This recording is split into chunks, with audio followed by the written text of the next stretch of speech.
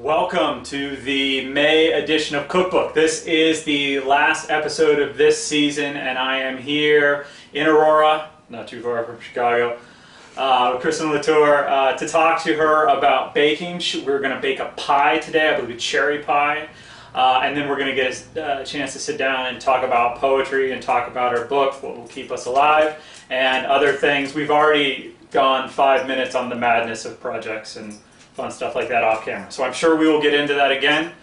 After we get a chance to talk, I'll sort of give a little preview for what's going to go on next year. We're already starting to plan. The first thing is we're going to do a massive thing in AWP with 5 or 6 or 7 writers all cooking at the same time. It's in the works. But before we get to that, we get a chance to make a pie with Kristin. So welcome to the May episode of Cookbook. Kristin here. She is going to teach us how to make a cherry pie.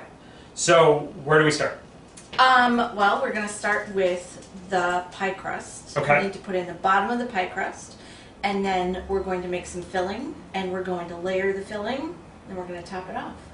That doesn't sound too tricky. It's not too tricky. Okay, we'll see how to do it. So the hardest part about making a pie is making the crust. But sometimes it comes in a But box. sometimes it comes in a box. And I am rather well known for my pies. I have a tattoo. Which is with pie. Really what won my heart. So, my secret when I make pies for people, and I bring them as gifts, I hardly ever make crust from scratch. What does it take to get you to make a crust from scratch? Like, what's the occasion? I have to have like days of preparation. Oh, sure. It takes days to make crust. You don't just make crust and you're done.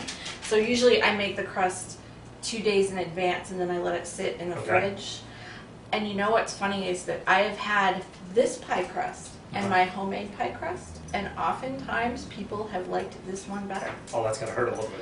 A little bit. That would, but it also anyway, it makes no. That's oh good. no. That's There good. was no violence. But it also means that I no longer feel bad about going to the store and being like, oh look, there's this box of pie crust. Those must be really bad. They're not. They're fine. Great. And you don't have to tell anyone either.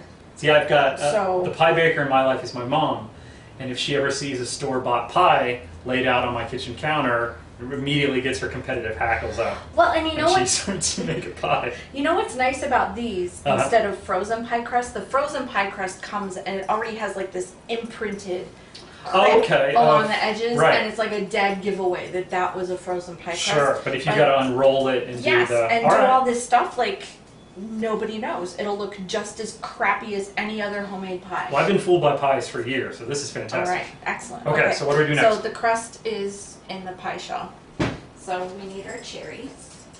Any particular kind of cherry you prefer? Yes, tart cherries work better in cherry pie, the same way that Granny Smith apples are tart and they work better in apple pie. Because they play off the sugar and all the stuff. Okay. So this is 2.5 pounds of cherries that were frozen, and I thawed them and I let them drain in the sink for a while. Okay. If you use them just from frozen, there's a lot of moisture content. You get too runny? And it gets really runny. Okay. And I don't like runny pie. I like my pie to kind of like stay. That's why pie's always better, like the day after you cook it. And Yeah, when everything kind of hangs together. So if you drain them, you let them thaw and let them drain for a little while, you won't get that wetness. So I'm just going to get right in here and put some cherries on the bottom. I'm doing about half. Okay.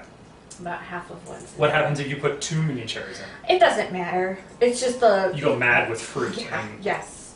That's it. That's all that happens. You went mad for fruit. Yes. All right. This is actually, and I actually had to go out today and buy a bigger pie plate because I have a lot of small pie plates, and I had 2 big pie plates. This is good for everybody. It is. This is but bigger one pies. broke. So I went to my awesome local thrift shop, and I paid 90 cents for a new pie plate, and it's a very lovely vintage Bake Light pie plate. Awesome. So I'm going to move those cherries out, and now I'm going to have you do something for me. Okay. You need that bowl. All right. We are going to put these things in that bowl and we're going to mix it up. Okay, so let's start with this. This is a 1/4 cup of cherry jello. Okay. Or gelatin. Sure. If you don't want to buy the jello, you can use gelatin. Off-brand? off-brand. Nice. Is fine. And then this is a cup of sugar because, you know, a quarter cup of Jell-O that's all sugar is not enough sugar. You need another cup. We're going to add in. Hey, I'm sorry. Shh. Hey guys. It's cool. We're just making a pie. There's dogs here. There's 2 small dogs here. Yeah. This is 2 tablespoons of cornstarch. Okay. What does the cornstarch do? Cornstarch helps bind everything together. Okay. So if you've ever seen photographs of cherry pie where it looks that glistening, like... Sure. That's not like painting butter, that's... Right. All right. From the cornstarch. Sure. And this is 3 tablespoons of tapioca, which is another binding extract. It just helps it to plump up and kind of... Sure. Yeah. But it's not the full tapioca beads, it's the ground up tapioca, so it's not the kind that you would use for pudding. Let me get you a spoon. Okay. Now, what are some cherry pie fails? Like, how can you go wrong? Or is this one sort of fail-proof? You can, I think even if you screw it up, it's probably still going to be pretty good. I think this one, even if you screwed it up, it would be pretty good. It's, right. Apple pie is also hard to screw up. Like, the crust is easy to screw up, but we've already given ourselves We found a way around that. Yes. Sure. So, what else could you do wrong? I suppose, like, if you started with frozen cherries, or you didn't get pitted cherries, that's also very important. You want cherries that don't have pits, or else all of your... Unless you're feeding the pie to, like, people that you really don't like and you want them all to break their teeth. I hate pie. That's a rare thing, but hate pies exist, right? No? I don't know what kind of monster that would be. All right, is it mixed up? Yep. So we're going to take half of that and sprinkle it over the cherry. About half. So however that'll work. Just sprinkle it over. And it doesn't have to be completely even or anything. Because what's going to happen when it goes in the oven is all the juices are going to kind of mix in with that and it's going to distribute. Okay. That about half?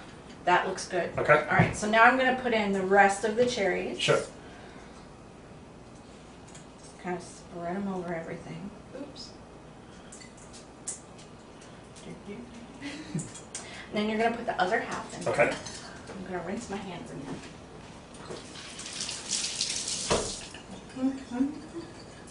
All right. And then almost any fruit pie, whether it's apple, cherry, raspberry, whatever, asks for butter on the top before you put the top crust on. Okay. And the butter has... Why underneath the top crust instead of on top? Because will it burn the top? Well, you can brush some melted butter on the top crust to get that kind of browning. Sure. I'm going to give you another trick for that. But you put the butter on top of all this. The butter with the fat melts in with all these juices and all the sugar, and it helps everything to bind together. So it gives it a little bit of salt. This is salted butter. So it gives it a little bit of salt and a little bit of fat. And how much butter do you use? 3 tablespoons. Okay. And it should be cold butter. It should not be warm butter. Because it would lose the process if it was. Okay. Right. Plus it would be way harder. So I'm taking each tablespoon and I'm cutting it into 4 pieces, and then I'm just going to sprinkle those around on the pie. Okay. And if you cut it when it's too soft, it's going to just turn into goo, and it's going to be a lot harder to put the chunks around. Sure. All right. Okay. So who taught you pie baking? I learned on my own. I grew up in Arizona. Okay.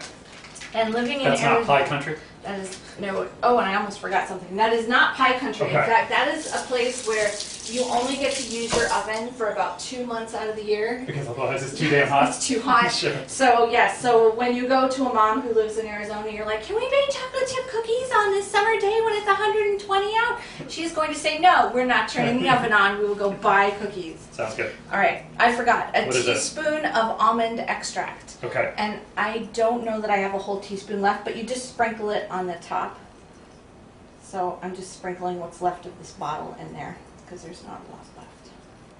And the almond just goes along with the cherry. Tart? Yeah. Okay. Yeah, and if you've ever had like amaretto sours, or if you drink, but almond and cherry go together a lot. So like there's a lot of pastries that put almond and cherry together. And this particular recipe calls for almond extract, which I'm now out of. All right. So pie crust number 2. And this is where we're going to get kind of fancy, so it's going to look really, really, really homemade. Awesome. Yeah. Because the best pies, they don't look like magazine cover things. Like, if it looks too pretty, then people are going to know you bought it at the store. That you bought it at the store. And we don't want people to know that. We want people even if you to go, take it out of the box, gosh. people figure that out. Yes. Yeah. So this is a nice way to kind of get around that. Okay. So I'm going to unroll this pie crust. Were you going to do a lattice? No. Or... Oh, that would be lovely. And I've seen. You got to like weave. Yes. Yeah. Yes. That would require tough. us cutting this into even 1-inch strips. It's a terrible idea. Doing it's time consuming. It's not really. Plus, it works. That actually, if you're going to do a lattice crust, that works better to do with homemade pie crust, where you can roll it out in a rectangle. Okay. Because this is already in a circle. And then we're very limited by what sizes. I've done that in the past, and you got to trim off what. Yeah. Okay. Yeah, and it's easier. It's just way easier. So if you're going to do that, do a homemade pie crust. We could probably do a whole other session just on homemade pie crust. All right. And how it's maybe the most important thing in the world. Okay. So what I'm doing, I'm folding the pie crust in half. And I'm going to just take a little chunk out of 2 places. And I will show you what that looks like. Do we get to wear this as a mask? No. Okay. That would be weird. Unless you really want to. So see, there's 2 eye holes. Okay. I'm going to fold it in half the other way and do 2 more tiny little chunks out. Which I didn't do that well, but it's okay. If the pie crust starts to come apart because it's that store-bought thing, just kind of pinch it together. It'll go together. It'll be okay. Sure. All right, so now I'm lifting the pie crust onto the top. All right, pie crust on the top. So now comes the hard part. This is crimping. Okay. It has taken me a long time to be able to crimp a pie crust well. Okay. And my husband was a pizza guy for a long time, so he had like the perfect crimp, and I used to make him cut, once I would get the pie crust rolled out, he had to cut the edges off to make it round, and then he would be the one to crimp it because he does a very pretty crimp. Back in 2004 is what got you through that rough patch. Yes, the crimp.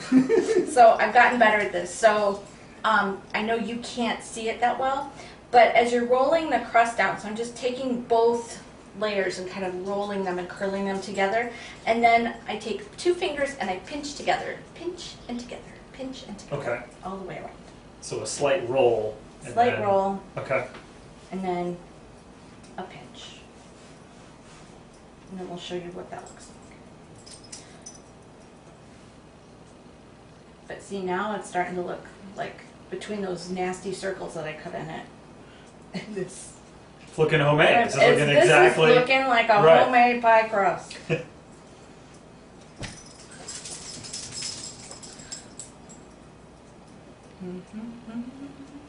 I'm about halfway around.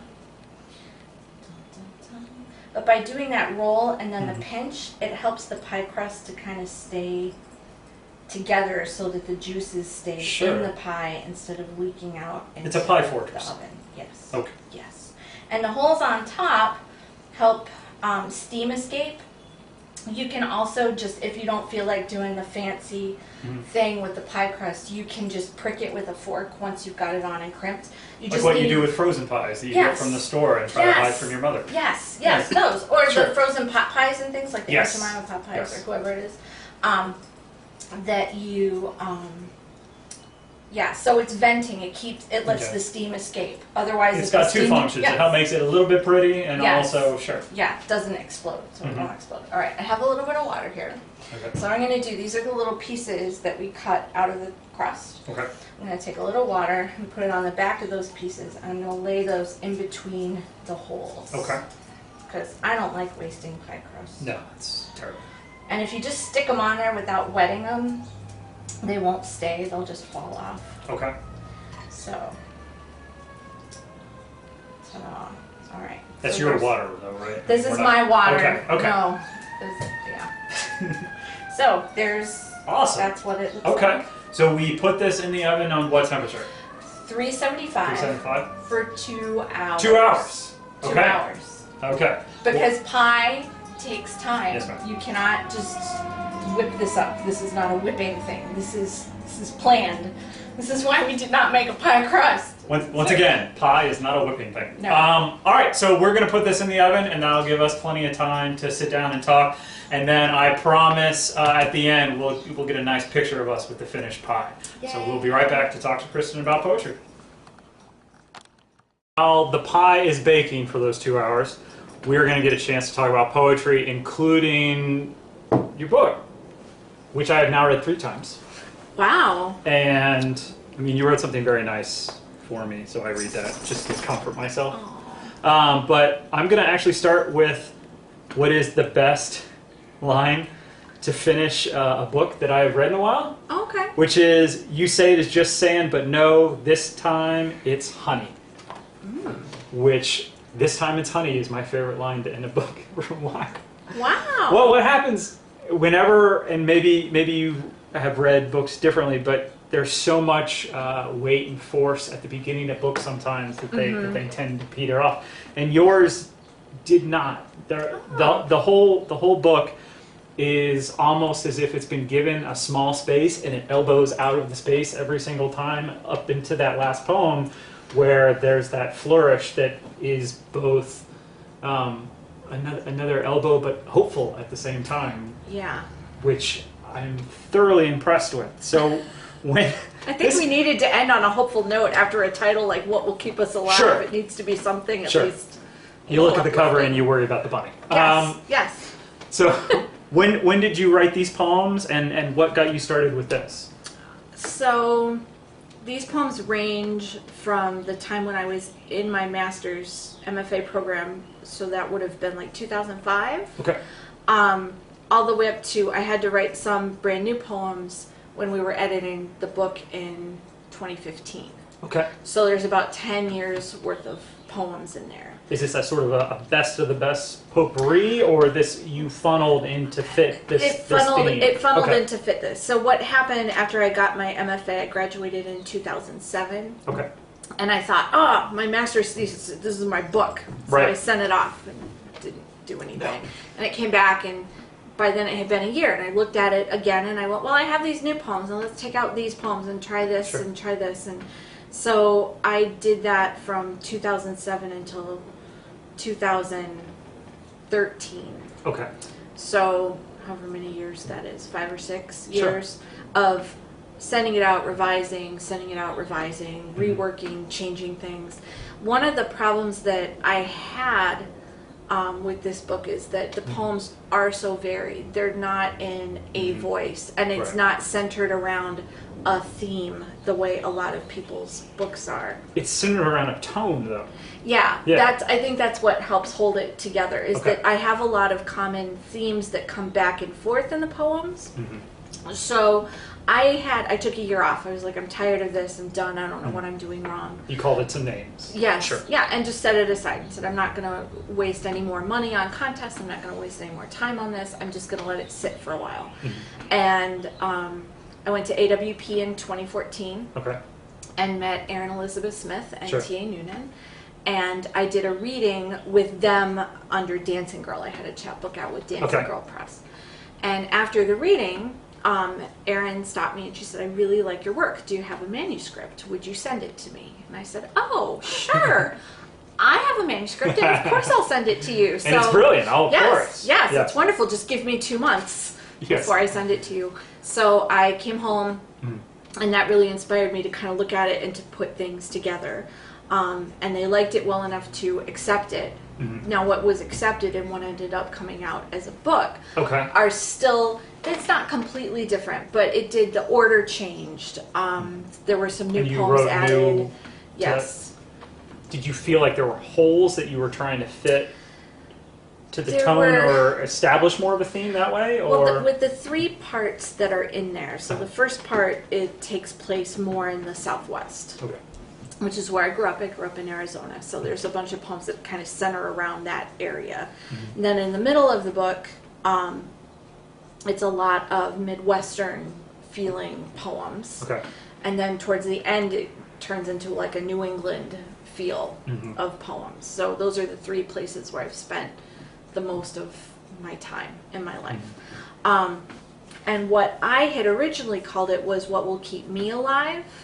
And then the order of the poems kind of went through chronologically. Like, here's all the poems about little girls. Here's all the poems about teenagers. So that was how it was organized. And Erin helped me to kind of work it differently so that it wasn't that chronological. Plus, I don't write first-person poems. I don't write a lot of I poems. So Erin had come to me and she's like, what is this? What will keep me alive? None of these poems are about you. And I said, oh my God, all these poems are about me. I just don't use first person. So it helped me to find a focus, and I think it helped the book to find a focus. So the poems that were added in were mostly witch poems. There's a lot of witchcraft that comes in. Right. And she was like, wait, this section doesn't have a witch poem. Is there a way that we can do another witch poem to fit in there? So. Well, despite that change in what is a common voice technique, at least in terms of the I and things like that, you still managed to take the women in this book and make them the dominant piece of the landscape, which is really difficult to do when you're working not with what would be a conventional, I don't know, instinct, but you're still able to pull it off. What is the most difficult part of not using the personal in that, or to have that half step away? I think it's easier to not. I think for me, it's easier to not put it in the first person because I feel more freedom to say different things. Sure. If it's a first person, then I feel like, well, I have to be true to me and to what I'm doing. But if I say it's someone else, then I can be a man, I can be a woman, I can be old or young or whatever. It gives me so much more freedom to explore different perspectives that way. And it feels like it gives me enough of a step away from whatever it is about me that I can be more objective about it. Whereas if I'm saying I tend to be much more personal about it. Sure. That's the process that I went through when you're writing all those poems in grad school and you're going through the process of the I and writing about yourself, and not all, but some of the teachers that are a little bit lazy at that point are find your voice, and that's the only sort of advice they've got for you. Yeah. And you find some sort of voice. Once I got to that point where I could write, like when I started writing the Emily As poems, and found a voice that could both function and be messed with, that's where I found the freedom to do what you did without going through that first part of the process, where I could go, okay, I've established this sort of trust and music and energy with this voice. Now I'm going to fuck with it. Now I'm going to lie to you. Now I'm going to mess with it in a way to create attention and mess and do the whole thing. Yeah. And so you skip that whole process, which is great. And it's funny, I went to visit Donna Voyar's poetry, not her poetry class. So I went to visit her junior high where she teaches. And I met with 6th graders who had read the poem Little Witch. So I went to answer questions and to talk with them about it. And they were like, well, this little girl has to be you. And I said, well, no. I said, I didn't have siblings. I have a sibling.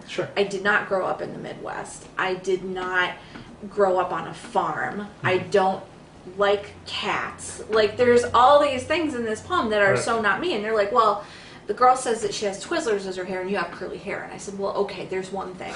Like, I'll give you that. But I like that being able to play with things. And I have a pet peeve, especially with my poetry students, when they assume, like, the automatic assumption is that the poet is the speaker in the poem. And I really try to get in their heads, like, you can't always assume that. Like, not everybody is Sylvia Plath. Not everyone is a confessional poet that you can pretend. And I have poems that are, like I said, old women, or I have one that's not in this book about a serial killer, or there's the one in this book called Surgery where someone is taking a woman's body and cutting her up to make her prettier.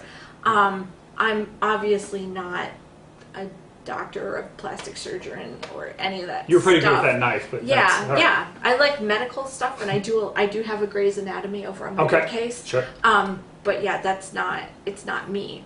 So I like that, being able to pretend and to have that gap between things.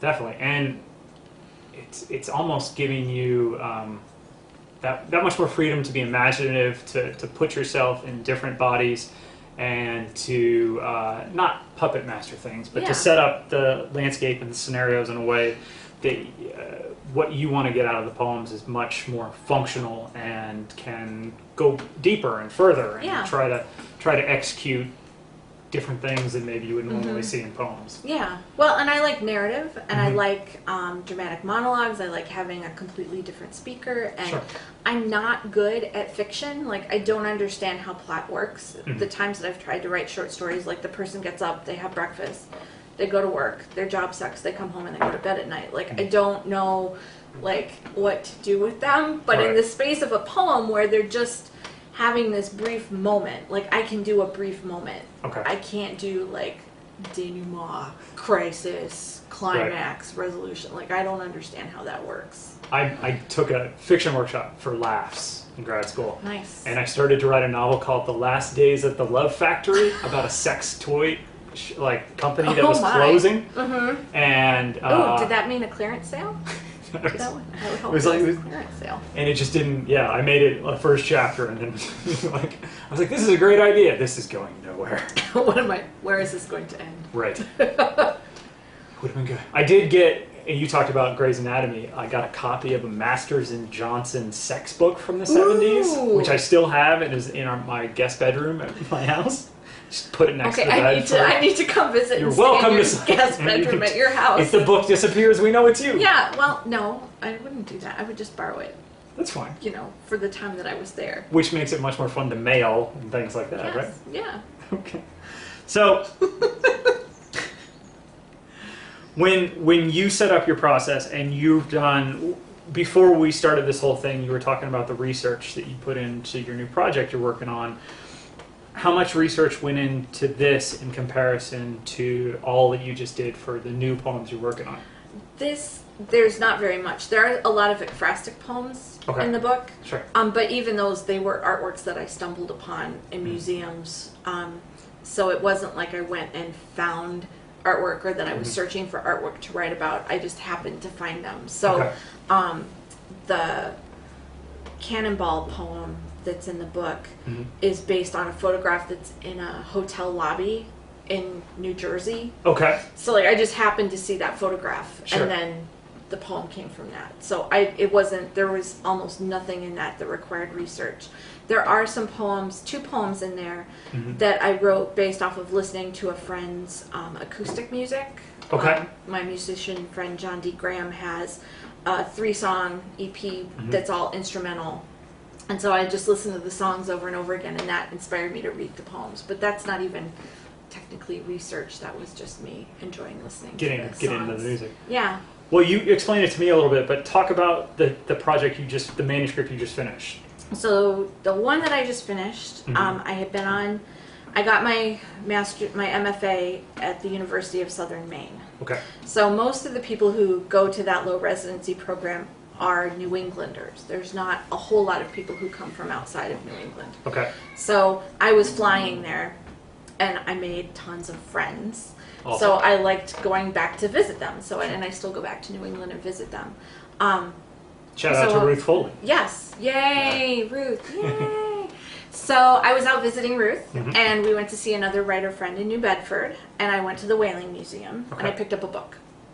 And the book was about the whale ship Essex, which they just made a movie about, I think, a year and a half ago or so with Thor. Thor is in it. One of the Hemsworths. Yeah, the sexy one that plays Thor. Okay. That plays Thor. Sure. So, yes. Anyway, so I read that book, and I was intrigued by it, but I was more intrigued by the life that these sailors had, and then most of them didn't get married. Like, they were single guys because they were gone so much, but some did. So there were a lot of, especially captains, who were married. Well, that was a good standing. Like, if you were a captain of a ship, that was a big deal. Right. Everybody else, you're pretty much a peon. But you don't want to be like 4th mate or one of the boilers who boils the lard. There weren't many Mrs. 4th mates. No, there weren't. So I was intrigued by this, and then I had this inspiration. I just started writing in the voice of this woman who felt very abandoned. Okay. So I started writing these poems in her voice, and then I went, well, wait, she would be a really good wife of a whaler. because she feels this abandonment. And of course, they were gone for like 4 to 7 years at a time sometimes. So that's a long time to be left.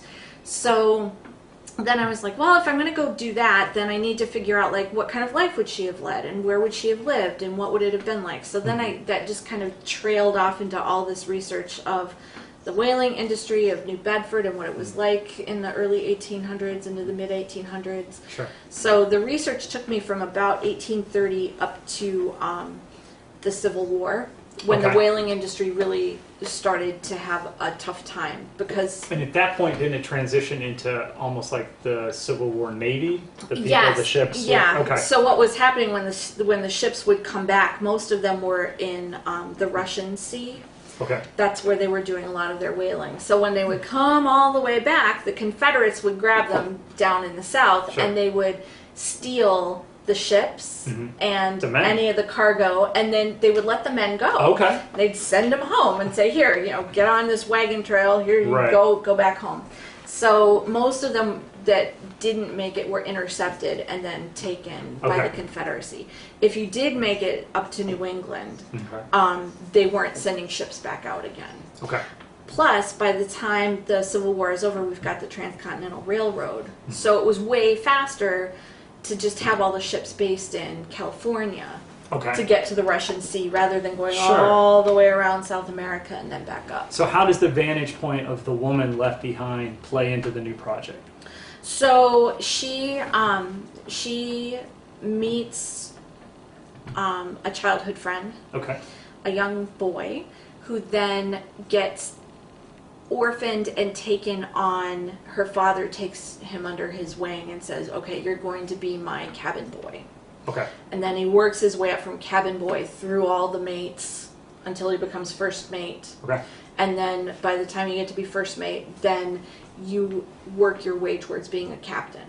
Okay. So he then becomes a captain. At that point, it's a realistic opportunity that he might... Okay. Right, that he might get married. But the whole time that they're young and they're falling in love, she spends this time going, well, I really shouldn't, this is a bad idea. Like, marrying a sailor is bad. I know, because her dad's a captain. She's seen her mother be alone for years at a time, and the sadness that goes along with that. Sure.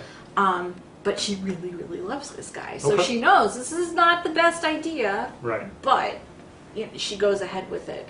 And there's a lot of things she wants out of life that she can't have because he's not there. Okay. She really wants a family. It's hard to have a family when, it's not like they didn't have all the technology at that point. Things. No, you pretty much, you have sex, you hope for the best. Sure. Yes, yeah. And if somebody's gone for 7 years, and you end up pregnant, something's wrong. Yeah, something's very wrong. It's a difficult lie to pull off. Yes, yeah. So through her her upbringing and his upbringing and the way that they've come together, she and he's hesitant to be married. He also doesn't want to drag her into this life. Sure. So he keeps kind of putting off asking her to marry him and putting it off, thinking that she's just going to give up and go marry someone else, and she doesn't. Okay.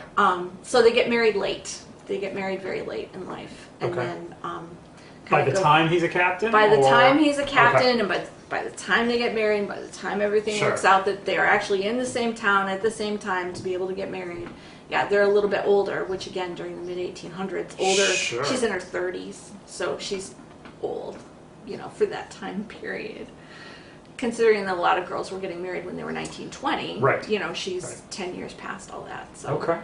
Yeah. Wow. And how long did you spend doing all the research before you actually started writing the poems? It was kind of starts and stops. So writing her poems, that's where I started, and that's pretty much the end of the book. Those were pretty easy, but it ended up there were some that I wrote that I had to throw out because I'm like, oh wait, a captain's wife wouldn't be fixing her own roof. That's something you would do if you learn sort of on the way. Right. Sure. So that poem got tossed. The section in the middle is all based on an actual whaling log. Sure. So what I did is I take the places and the dates. The places and the dates are all the same. I changed the name of the ship. And then it's all footnotes of what he would have been going through and what he would have been feeling and things that he wouldn't have known about Adabel, if he had only known on this day or this week. So that meant reading a photocopy online, a PDF of an 1840s whaling journal in cursive, you know, all the fancy cursive. Wow. So reading that, figuring out, okay, well, I've got 7 years of weeks and months of this. Which ones am I going to pick and choose? Because I don't want to, you know, so I picked and chose what I wanted. But it's really interesting because whoever kept this journal had a lot of personality. Like on really boring days, he'll just write do, like DOO, do over and over again. Or he'll say fog, foggity. It's just so foggy. Sure. So knowing that person had some personality helped a lot. Right. And then there's little things like the first time they're gone for almost a year, and he refers to the ship as being at home. Okay. So there were some really interesting things like that I could pull out and be like, oh, like that's got to be crushing that first time that you realize, oh wait, I'm not thinking about home being Massachusetts anymore. Home is my ship. Okay. So let me ask you this, because I've done this 3 times. My second book was Temporary Champions, which was about a boxing match between Ray Mancini and Duk Kim. Mm-hmm. So, and then the second time I did it, and this book I think comes out next year, called Lady Who Shot Me, about Sam Cooke and his life and death. Mm-hmm. And then I did a book called Bombing the Thinker, about when the weathermen tried to bomb the Thinker outside the Cleveland Museum of Art. And I think that one's going to come out end of next year. Mm-hmm. But each time I've done a research thing, something catches your interest. Something primes, you think you know what's going on, mm-hmm. You've got an idea, especially someone famous like Sam Cooke, or in Ohio, someone who was famous like Ray Mancini, who was the champ, he's from Youngstown. Yeah. Each time I've started out with a general thought and idea of, well, I need to do research, but I know what this is about. I know what this book's about. This is what the arc's going to be, this is how I'm going to work, I just need the information, and need to write the poems, and so on and so forth. And each time it has changed. What I thought it was actually about became something different. The boxing poems I knew through the Sun Kill Moon song, through the Warren Zevon song, through some books that I'd read, newspaper articles, that, you know, the Asian champ had died in the ring on national television, and a kid from Ohio had taken his life. Which is sad and tragic, but Duk Kim was this flat character in all of those, because they were written by Americans or Ohioans, or he was just the body, right? So when I got into the research of that and learned all this weird, crazy stuff that went on, like his fiance who tried to marry him after he died, and his mother who kept marrying up over and over again to try to get the family fortune, and then her son was going to bring the family fortune, and when he died, she went home and killed herself. Oh, and man. The referee who did the fight, he killed himself or was killed by the mob. Anyway, wow. So it became something where his character, his person, and the life he led up to the fight, and how translation played into it, because he spoke Korean, and all the press was getting what he was saying wrong. They were even saying that he had written on his lamp by the bedside, live or kill or be killed, essentially. Like, there was no option. He was either going to kill Mancini or be killed doing it. And they translated it wrong. It actually said live or die, like it was a choice sort of thing. And then when I did the Sam Cooke thing, it's starting because I was obsessed with his album Live at the Harlem Club, with the great, it's like a 40-minute nightclub set that they recorded, and he's got Bring It On Home to Me and all these tremendous things. And it was going to be like, this is one of my heroes, and I'm going to write a book about one of my heroes. And it turns out he was fucking terrible. And he got all these girls pregnant. And he would just have his manager give them 10 grand and be like, look, don't ever talk to Sam again. So he did all these awful things, and he pushed his wife to drink, and his wife would be drinking in the morning, and his little son drowned in the pool because his wife was drinking, because Sam was knocking up all these women and just giving them 10 grand. So it became this hero, something I love, to something where I'm calling to task how men like that treat women, and then how men talk about those men, and all this stuff. And the Bombing the Thinker thing was all about, you know, how we fuck with art, and how what it means to have terrorism do something with art, and then how we keep that art and hold it as history. And it changed into something like, well, this was nonsense. What these people did was stupid, and they ended up blowing up themselves in New York. Yeah. But still Rodin stood, and Ohio stood, and all these. So every time I've done that, it's completely flipped on me. And at the end, I'm always exhausted and a little bit pissed off. And so this is the very long way to ask this question. From the beginning of where you started and got sort of enraptured with this idea, what changed by the end? Like, how did your outlook shift? Because I've been unable to do it where my outlook didn't completely mess with me. I think that I realized that it wasn't necessarily the love story part wasn't important. That what was important was this woman and the choices that she was able to make at a time where women didn't get to have a lot of choices. And love was just one of the choices? Or? I think, love is one of the choices. Where she's going to live, how she's going to live. There's another character, her best friend, who marries very wealthy and, gets to do what Annabelle could have done. Sets up a context for her to, Right, and then there's several poems where Annabelle goes to visit a cousin who has tons of children, lives on a farm, has this kind of traditional idyllic life, but her life isn't perfect either. Her sons end up going to Antietam and dying. So Annabelle's kind of like, well, okay, I could have followed all these paths, and then she has to live with the path that she's chosen and make the best of it. So it ended up being a lot more about her and her independence and the way that she made her way through life, rather than just being this love story between these two people who fall in love. When the setup initially in that time period is that she's not going to have independence, whether she gets married or stays with her captain father or any of those things. And it's actually, that's one of the kind of conundrums with this, is that by marrying who she marries, she has a lot more freedom. You're at home for 7 years with nobody there bossing you, telling you what to do. You're in charge of the household. You get to go about your business. You get to do whatever charity work you want to do. It's risky. I mean, there's the constant risk that he's going to die. That he won't come back. She struggles with him falling in love with some beautiful island lady somewhere. What if he does? He decides not to come back to me. She's jealous of all the experiences that he gets to have that she doesn't, because she has to He's got real adventure. He writes her these letters like, I wish you could taste this fruit. This is an awesome fruit, but it would never last the voyage to come back for you to have it. Or I brought you these seeds. I'm sending you these seeds for this flower, and I hope that it grows in your garden, but I don't know if it'll work because it's Massachusetts. Well, at that point, you aren't even really sure if it's going to get to her. Because, and that was interesting too, because I learned about how the mail system worked for these whalers, and it was random and crazy. So you wouldn't know, if someone in your family died and they give a letter to a ship that's leaving, it'd be 2 years later before you found out. And they had post offices, believe it or not. There was one in Hawaii. There was one in South America. There was one in Africa. So there were places where you would go, and you would actually go to a place like a post office and say, do you have any letters for me? And then you would drop your letters off there. You just talked about 3 different continents. I know. This is how it would work. So, a lot. And I read some actual letters that people were writing back and forth to each other from that time period. And it's sad because you miss so much, and you just can't possibly tell them everything.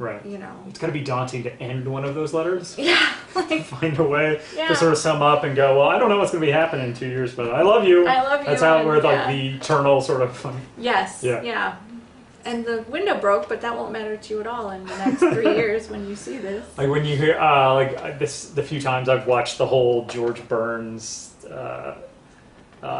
Ken Burns. George Burns is Ken Burns. I was wondering where you were going with that. Civil War documentary, and all the times they read the letters that they found on the soldiers, and everything is eternal and everything. And at that point, because it was life and death every day, I'm sure it felt like that. And if you're chasing whales, it might feel like that as well. And monotonous. It was just so monotonous. There's a lot of times where the boats get stuck in the ice, and you just sit there in the ice for a week. You just sit there, stuck in the ice, freezing for a week. Eating your crappy, moldy crap. The place, how much did the landscape and the ocean and things play into her sort of being trapped? Because the juxtaposition of that, even though her husband's doing these adventures, she's right where she could go on whatever adventure Right. she wants, Right. she can't. She can't. Okay. Well, and she's also living in a time period where things were expanding really quickly. If you look at Sure. the population changes, Well, you just talked about California and Yeah. people, sure. shifting around and moving, but the population from 1830 to 1865, there was huge jumps in that area around Boston. Okay, That people were moving to where there was money. sure. And there was a lot of money to be made in these whaling towns and in Boston. So her town changes a lot in the time that she's there from when she's little to when she's an adult. What's the time lapse? How within what years do the poems take place? And the letters I have to think about it. They're born around the late 1820s. Okay. And then they start writing letters when they're about 10, 11. Okay.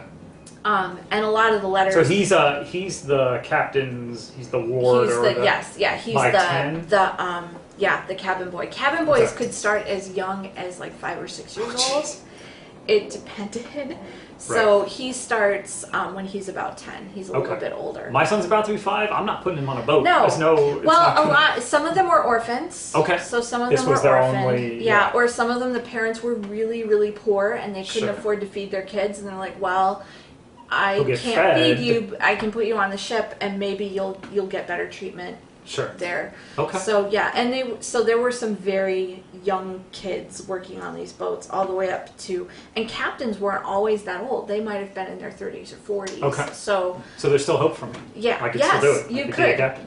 Yes, Alright. if you want to live with that. I mean, during that time, it's crazy. Like, I'll abstain from the whaling, but yeah. beyond that. Can you imagine okay. the smell? Just the Jesus. stink and just the danger of it. Sure. It was hugely dangerous. So Having never held a harpoon before, no, I would be at a or disadvantage. you're pretty much in a dinghy Yeah. in the Atlantic with the waves, and then you harpoon the whale, and then it drags you for several miles. Yet and somehow then you have Thor to- did it. Yes, You and know? you have to row back. You got to row back to the boat, dragging a whale. Like, it's is- crazy. It's The just physics of crazy. it sort Yes. of defies And logic. these are wooden boats, right? Jeez. Even the ships, the whaling ships are Right. wood.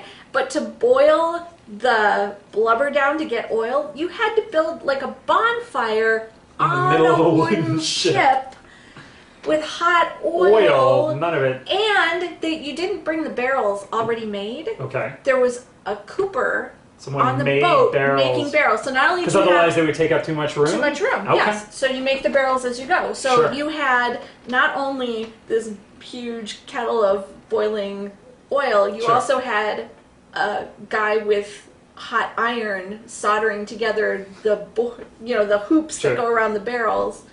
Yeah, there's a lot that can go wrong. There's a very, very This large makes amount most of my things. life decisions seem very rational. Yes, I know. Isn't it like, college professor or whaling ship?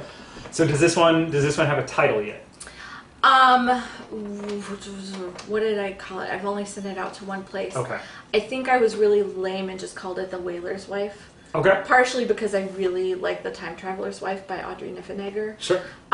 Which is kind of similar in that you have this woman with a man, but it's more about her life than it is about his.